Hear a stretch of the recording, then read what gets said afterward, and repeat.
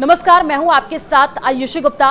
प्रधानमंत्री नरेंद्र मोदी और वसुंधरा राजे की मुलाकात को लेकर राजस्थान की सियासत में हलचल मची हुई है। राजस्थान की पूर्व मुख्यमंत्री वसुंधरा राजे ने सोमवार को संसद भवन दिल्ली में प्रधानमंत्री नरेंद्र मोदी से मुलाकात की थी। जगदीप धनखड़ के उपराष्ट्रपति पद से इस्तीफे देने के बाद यह मुलाकात काफी अहम मानी जा रही है। इसके सियासी मायने भी निकाले जाने लगे हैं। जगदीप धनखड़ के उपराष्ट्रपति पद पर निर्वाचित होने से पहले संभावितों की लिस्ट में वसुंधरा राजे का नाम भी चला था। बाद में धनखड़ को उपराष्ट्रपति बना दिया गया था। धनखड़ के इस्तीफा देने के बाद राजस्थान में बीजेपी के लिए किसान कौम जाट समुदाय को साधना किसी चुनौती से कम नहीं है। माना यह जा रहा है कि प्रदेश में पैदा हुए इस सियासी संकट को लेकर दोनों नेताओं के बीच में चर्चा हुई है। वसुंधरा राजे प्रदेश की 2 बार मुख्यमंत्री रह चुकी हैं। इस बार पार्टी ने भजनलाल शर्मा को मुख्यमंत्री बनाया था।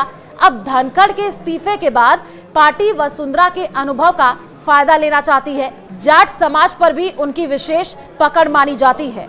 पार्टी का ये मानना है कि अगर अगला उपराष्ट्रपति राजस्थान से बनता है तो उसमें राजे की मर्जी भी शामिल हो। उपराष्ट्रपति की दौड़ में राजस्थान के रहने वाले सिक्किम के राज्यपाल ओम माथुर का नाम भी चल रहा है। जगदीप धनखड़ के इस्तीफे के बाद से नए उपराष्ट्रपति को लेकर के भी अटकलों का बाजार गर्म हो गया है और बीजेपी के वरिष्ठ नेता केंद्रीय मंत्री मनोहर लाल खट्टर का नाम भी चर्चाओं में है। और जब उनसे एक सवाल पूछा गया तो उन्होंने जवाब दिया। जब उनसे पूछा गया क्या वो उपराष्ट्रपति के रेस में है तो उन्होंने कहा, मैं विकल्प चुनने के लिए पैदा ही नहीं हुआ हूं।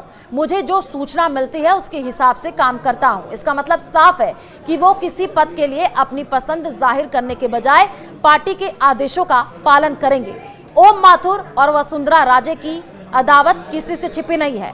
ऐसे में पार्टी के लिए राजे को साधना जरूरी हो जाता है। इसके साथ ही पार्टी में अभी राष्ट्रीय अध्यक्ष का चुनाव भी होना है। हालांकि राष्ट्रीय अध्यक्ष के लिए भी वसुंधरा का नाम चला था।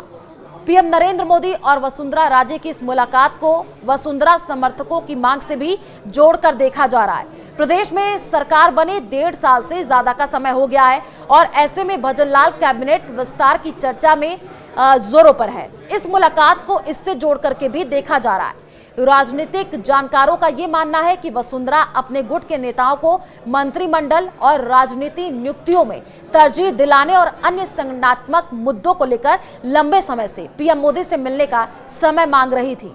तो क्या वसुंधरा राजे बनेंगी अगली उपराष्ट्रपति? इस पर अभी भी सस्पेंस बरकरार है और अगले कुछ दिनों में तस्वीर साफ हो जाएगी।